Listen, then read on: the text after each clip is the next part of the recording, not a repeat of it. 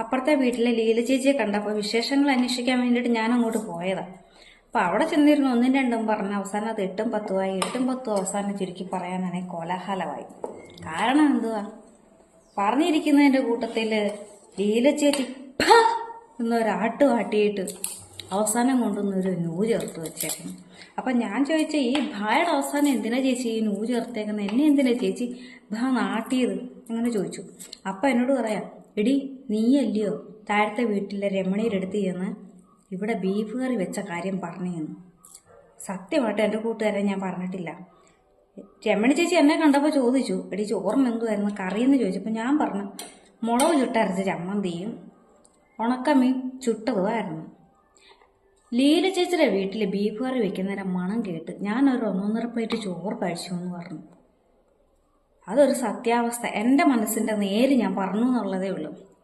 ലീല ചേച്ചി എന്തിനോ രമണി ചേച്ചിയുടെ വീട്ടിൽ പോയി. രമണി ചേച്ചിയുടെ വീട്ടിൽ ചെന്നപ്പോൾ രമണി ചേച്ചി ഈ വിഷയം എടുത്തിട്ട് രമണി ചേച്ചി ലീല ചേച്ചിയോട് ചോദിച്ചു, എടി എൻ്റെ വീട്ടിൽ ബീഫ് മട്ടന് ചിക്കന് ഒക്കെ കറി വെച്ചാൽ ഞാൻ നിനക്ക് തരും.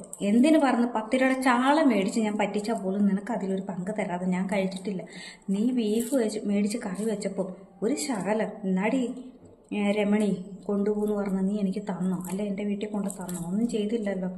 ഇനി ഞാനും അതേ ഉള്ളൂ എന്ന് പറഞ്ഞോണ്ട് ഇവർ രണ്ടുപേരോട് ഭയങ്കര ബഹളവും വഴക്കും.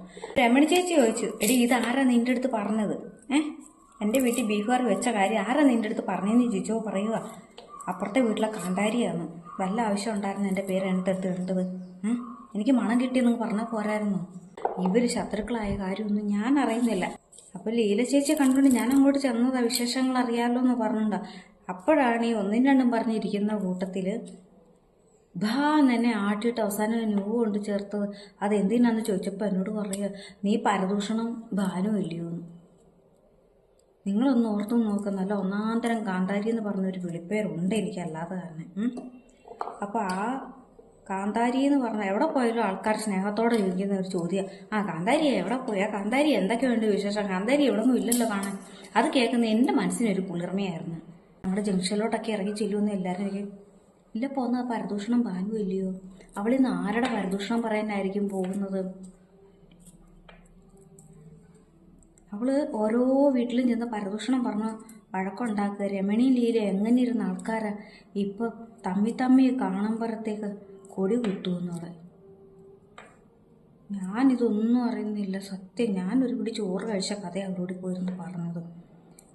പാവം, ഞാനിതൊന്നും അറിഞ്ഞില്ല. ഞാനൊരു പിടി ചോറ് വിശന്നപ്പോൾ ലീല ചേച്ചിയുടെ വീട്ടിലെ ബീഫ് കറിയുടെ മണം ആസ്വദിച്ചു.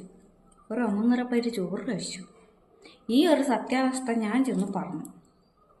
ഇതിനകത്ത് ഒരു കളവും ഞാൻ പറഞ്ഞില്ല. എൻ്റെ മനസ്സിലും ഒരു കളവും ഇല്ലായിരുന്നു. അത് ഇത്രയും വലിയ ശത്രുതയ്ക്ക് കാരണമാകുമെന്നൊന്നും ഞാൻ അറിഞ്ഞില്ല. ഇപ്പം എനിക്ക് അങ്ങോട്ടും ഇറങ്ങാൻ വയ്യ. എല്ലാവരും എന്നെ പരദൂഷണം പാനു. എൻ്റെ കാന്താരി പോയിപ്പോൾ പരദൂഷണം പാനു എല്ലാവരും. എനിക്കാണെങ്കിൽ എന്തായാലും എൻ്റെ വീട്ടിൽ നിന്ന് ബീഫിനുള്ള ഉള്ളി റെഡിയാക്കിക്കൊണ്ടിരിക്കുക. ഇനി ഇതിൻ്റെ മണം കേട്ടിട്ട് അവർ തമ്മിൽ വഴക്കുണ്ടാവുമോ എന്താണെന്നൊന്നും എനിക്കറിയത്തില്ല. ഈ ബീഫ് കറിയും ചിക്കൻ കറിയൊക്കെ വെക്കുമ്പോഴേ മണം പുറത്തു പോകാതിരിക്കാൻ എന്തുവാ ചെയ്യേണ്ടത്?